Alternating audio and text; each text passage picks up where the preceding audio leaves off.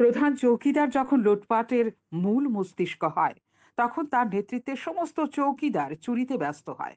বুধবার ৫৭ যুবরাজনগর বিধানসভা কেন্দ্রের বটরশি এলাকায় ঢুপির বন্ধ গ্রাম পঞ্চায়েতের নির্বাচনী জনসভায় নাম না করে বিজেপির হাইকমান্ডকে এভাবেই তোপ দাগলেন বিধায়ক সুদীপ রায় বর্মন।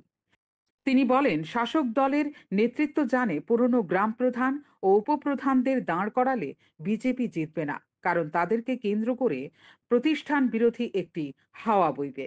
তাই এবার নতুনদের লুটপাট করার সুযোগ করে দিতে বিজেপি পুরনোদের বাতিল করে নতুনদের প্রার্থী করেছে। তাই ভারতীয় জনতা পার্টি ৭০% আসনে নতুন চেহারা প্রার্থী এনেছে বলে দাবি করেন তিনি। এদিন তিনি ৫৫ নম্বর বাগবাসা বিধানসভা কেন্দ্রের চাঁদপুর এলাকার আসাম আগরতলা জাতীয় সড়কের পাশের নির্বাচনী জনসভা করেন। অবশেষে এদিন বিকেলে ৫:১৫টায় ৫৪ নম্বর কদমতলা কুর্তি বিধানসভা কেন্দ্রের কদমতলা বাজারে অপর একটি নির্বাচনী জনসভায় যোগ দেন সুদীপ রায় বর্মন।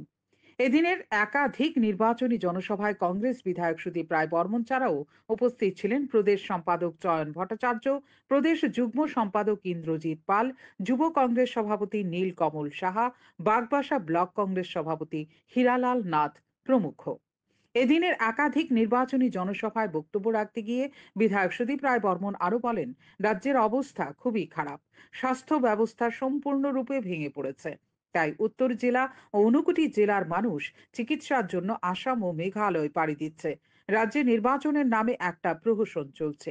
একের পর এক নির্বাচনে ভারতীয় জনতা পার্টি এই রাজ্যে প্রতিষ্ঠিত হওয়ার পর প্রহসনে পরিণত হচ্ছে।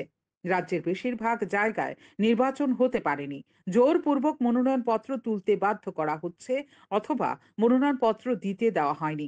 প্রার্থীদের বিভিন্নভাবে হুমকি দেওয়া হচ্ছে।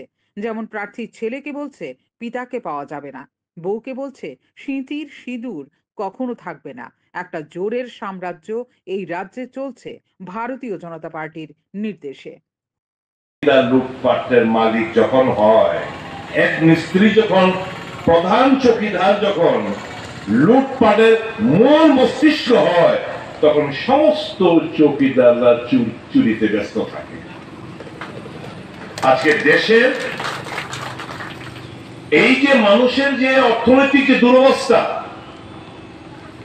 এই যে জিনিসপত্র প্রয়োজনীয় জিনিসপত্র মানুষের কেনা নাগালের বাইরে